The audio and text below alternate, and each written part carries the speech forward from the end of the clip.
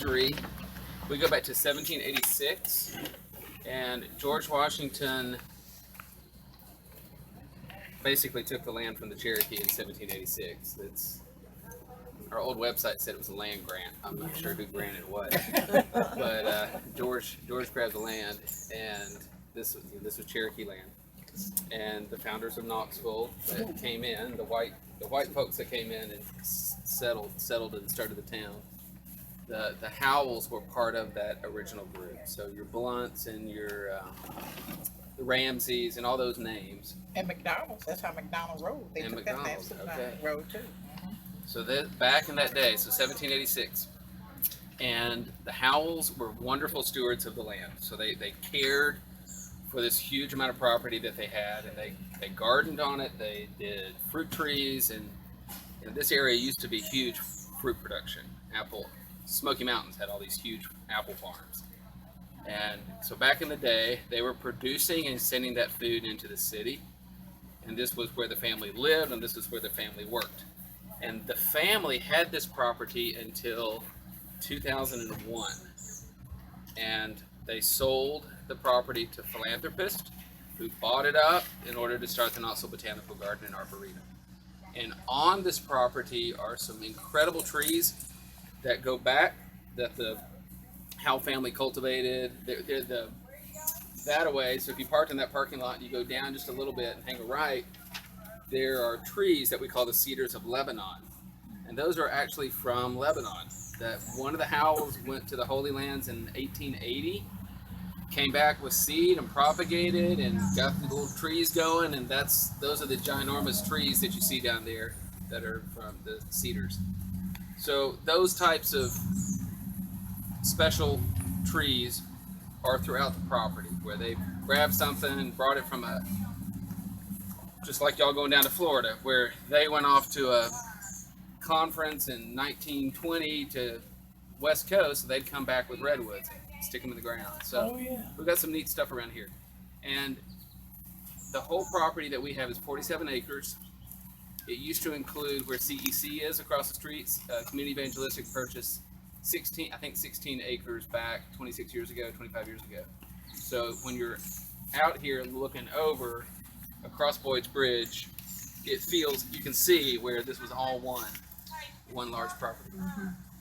And so the 47 acres you still have, or yes, that's including that 16? We still have 47. And we are on, so we're on the edge right here. And then if you go down that way, you have the Martha Ashe Garden. You have the demo. We've adapted it, but you've got the demonstration garden that the Howells had when folks came up and they said, "Would you like to see some azaleas? Would you like to see some rhododendron? Would you like to see?" That was demonstration garden area, and that is down that way on this side of the road, on this side of Wimpole. And then if you keep going, go across the street, and then you're in these beautiful terraced lawns that go down. And our old plot barn, our old storage barn, is becoming the Welcome Center. So that's a $1.3 million building. Yeah, and you're welcome. If you got we need about $300,000 to pay it off. So if anybody's wants to make any donation of any sort, we need it. Well, $25 at a time is helping. But we have that building underway, and that's going to be a really nice addition to Knoxville. A great location for doing weddings and receptions and you name it. So keep that in mind as a banquet area, as family reunions and weddings and so forth. Because the building, you come back soon and see, it'll be done August. I think August 1st they're supposed to be done. August 15th it's supposed to be open. And it has enormous windows.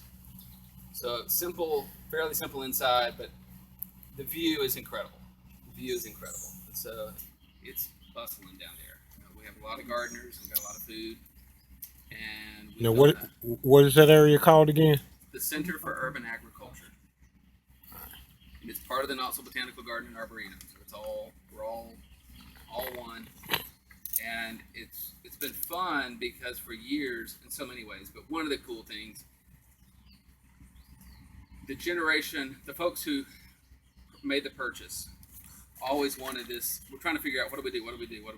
And if y'all bought a property of any size, you may have walked around and gone, what am I gonna do with this? What am I gonna do with this? And then one day you go, that's what ought to be there. And they really struggled with what do we do with all this old infrastructure. If you started from scratch, you'd be $2 million worth of buildings to build. So you got all these old buildings. Definitely don't want to tear them down. There's historical value. There's got to be some use for them. I'd been around here 6-7 years ago, walking around, and had a very clear vision of what to do.